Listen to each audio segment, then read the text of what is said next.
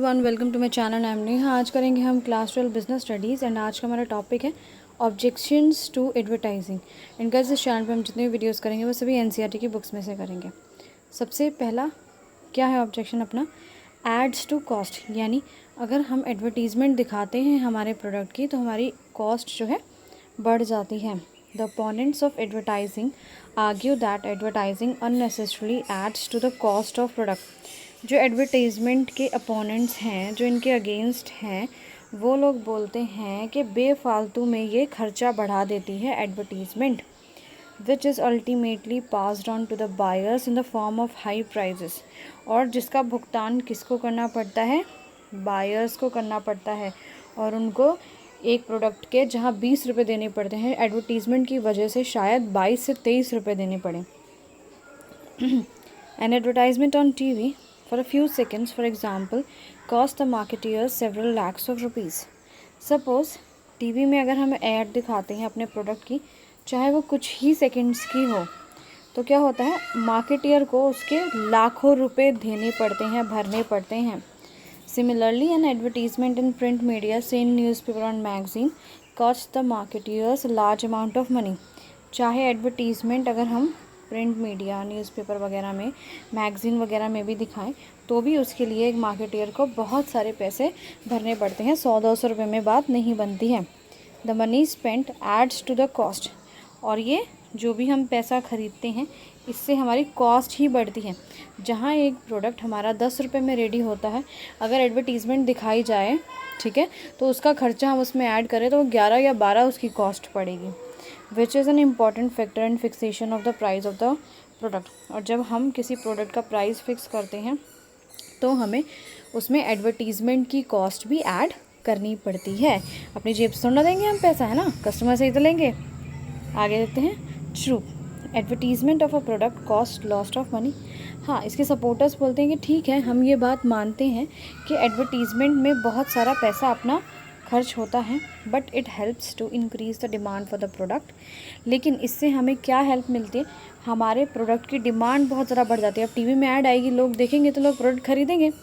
As large number of potential buyers came to know about the availability of the product and its features. क्यों? क्योंकि बहुत सारे ऐसे buyers हैं जो पोटेंशियल, यानी जिन्होंने अभी हमारा प्रोडक्ट ट्राई नहीं किया लेकिन ऐड देख के शायद वो हमारा प्रोडक्ट ख़रीद लें। उनको पता लगता है हमारे प्रोडक्ट अवेलेबल है मार्केट में, ठीक है, उसमें ये फीचर्स हैं, उनको महसूस होता है कि हमें इसे ख़रीदना चाहिए। And then persuaded to buy it. Persuaded यानी कन्विंस हो जाते हैं वो ऐड देख के कि नहीं, ये प्रोडक्ट अच्छा है, हमें ख़रीदना चाहिए। The increase demand leads to the higher production. और डिमांड बढ़ गई है, डिमांड बढ़ गई है तो क्या होगा, हमारा प्रोडक्शन ज़्यादा होएगी। जाहिर सी बात है, ज़्यादा डिमांड लोग करेंगे तो ज़्यादा प्रोडक्शन करेंगे, ज़्यादा प्रोडक्शन करेंगे तो हमें इकॉनमीज़ ऑफ स्केल मिलेगा। इकॉनमीज़ ऑफ स्केल का मतलब ही यही होता है कि जब प्रोडक्शन बहुत ज़्यादा बढ़ जाती है तो हमें उसके कुछ बेनिफिट मिलते हैं। जैसे कि अगर एक फैक्ट्री में हम 100 यूनिट्स प्रोड्यूस करें तो भी 10,000 रुपये रेंट देना पड़ेगा। उसी फैक्ट्री में अगर हम 10,000 यूनिट्स प्रोड्यूस कर रहे हैं तो भी हमें 10,000 रेंट देना पड़ेगा। तो फ़ायदा हुआ ना हमें, है ना। चलो आगे देखते हैं। Comes down as the total cost is divided by the, ठीक है, प्रोडक्शन कॉस्ट भी कम हो जाती है क्योंकि ज़्यादा प्रोडक्ट्स बिकेंगे तो हमें बेनिफिट भी ज़्यादा होगा, है ना। Thus the expenditure on advertisement adds the total cost. हाँ, ये बात सच है कि अगर हम जो है एडवर्टीज़मेंट पे पैसा खर्च करते हैं, इससे हमारी टोटल कॉस्ट बढ़ जाती है लेकिन पर यूनिट कॉस्ट कम आ जाती है। क्यों? क्योंकि प्रोडक्शन ज़्यादा होता है, इसलिए कॉस्ट कम आ जाती है। Which in fact lessens the burden of consumers. इससे हमारा ही बर्डन कम होता है, ठीक है, बढ़ता नहीं है। Rather than adding to it का मतलब है हमारे को कॉस्ट बढ़ती नहीं है, कम हो जाती है क्योंकि ज़्यादा प्रोडक्शन होने लगती है, जिससे हमें पैसे का काफ़ी फ़ायदा मिलता है। सेकंड पॉइंट से अंडरमाइंस द सोशल वैल्यूज़। हमारी सोशल वैल्यूज़ को ये एडवर्टीज़मेंट गिराती जा रही है। Another important criticism of advertisement is that it undermines the social values. हमारी सोशल वैल्यूज़ को कम करते जा रही है ये। और अब मटेरियलिज्म बढ़ाई जा रही है, यानी अब हम चीज़ों के पीछे भाग रहे हैं, इमोशंस के पीछे, रिश्तों के पीछे नहीं भाग रहे हैं, मटेरियलिस्टिक चीज़ों के पीछे भाग रहे हैं कि बड़ी कार, बड़ी बाइक, ऐसे। It breeds discontent among people as they come to know about the new products and feels dissatisfied with their present state of affairs. इससे लोगों में डिसकंटेंट आता है, यानी डिससेटिस्फेक्शन सा आता है, वो बहुत अनहैप्पी से हो जाते हैं। क्यों?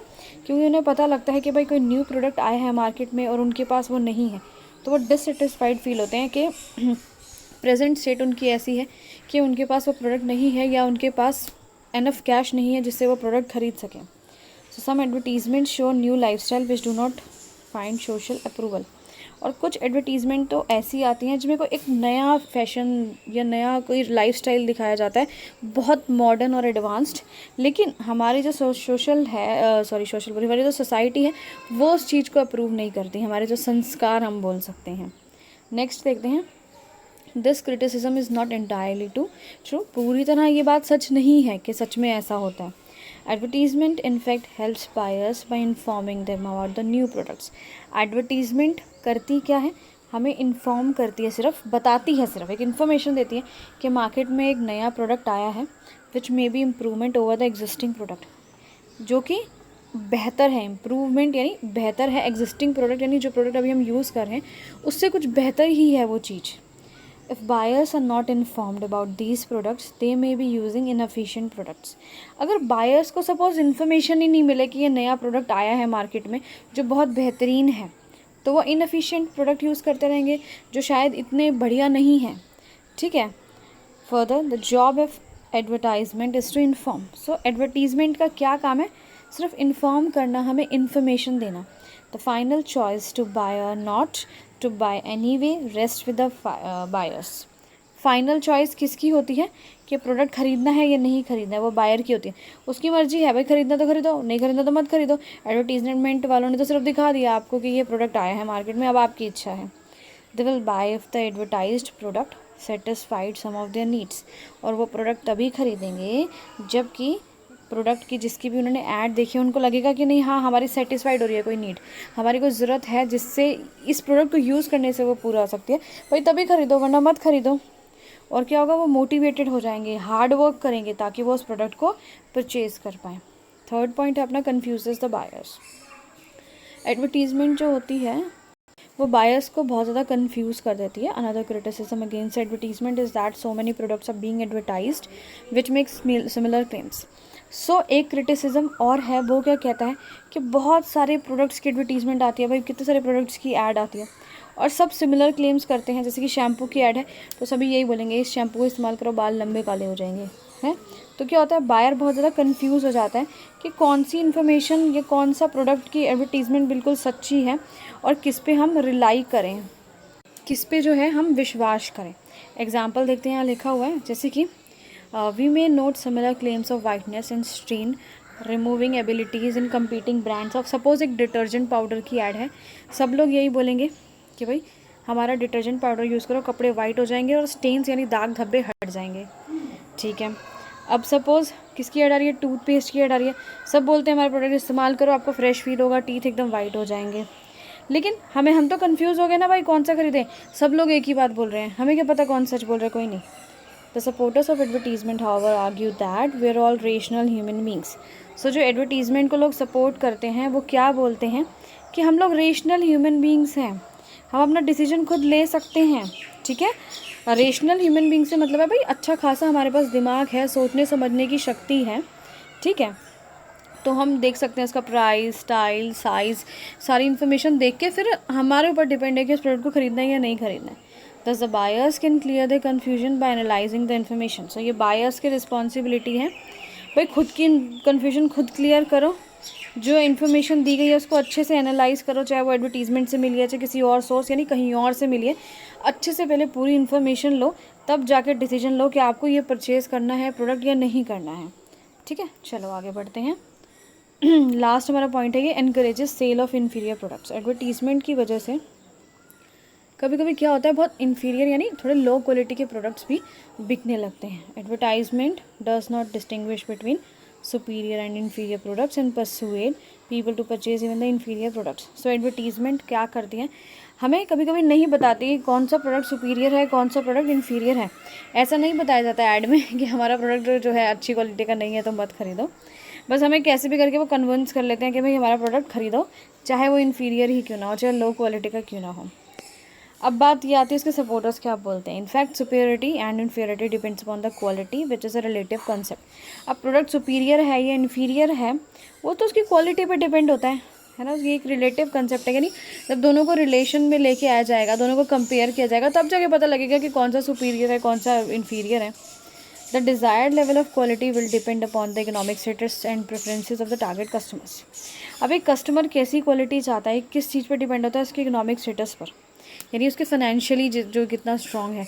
अभी कोई चीज़ है जिसकी क्वालिटी बहुत अच्छी है लेकिन वो 50,000 की है, लेकिन बायर जो है उसके पास तो पैसे हैं ही नहीं, उसके पास तो 25,000 रुपये हैं, तो उसको थोड़ा सा इन्फीरियर क्वालिटी लेना पड़ेगा ना, सही बात है।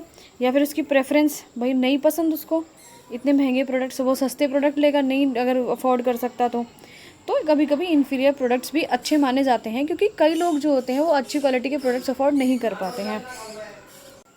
Advertisements sell products of a given quality and the buyers will buy if to suits their advertisement. So advertisement का बेसिकली काम क्या है, ऐसे प्रोडक्ट्स बेचती है वो जो कि गिवन क्वालिटी, मतलब जो क्वालिटी आपका जो कंपनी है, जो फैक्ट्री है, जिस क्वालिटी के प्रोडक्ट बना रही है वैसे ही प्रोडक्ट वो तो दिखाएगी, है ना। No advertisement should however make false claim about the quality of the product. So बात ये है भाई, एडवर्टीजमेंट ऐसी नहीं होनी चाहिए जिसमें फॉल्स क्लेम हो कि क्वालिटी बहुत बेहतरीन है और इस प्रोडक्ट को सच में यूज़ करके आप गोरे हो जाओगे या आपके बाल लंबे हो जाएंगे, तो फॉल्स क्लेम नहीं करने हैं। लेकिन अगर कोई फर्म ऐसी है जो फॉल्स क्लेम कर रही है, झूठी झूठी बातें बता रही है एडवर्टीजमेंट में, उसके लिए प्रोसिक्यूट यानी उस पर केस किया जा सकता है। इसके लिए आपकी वीडियो ख़त्म हुई।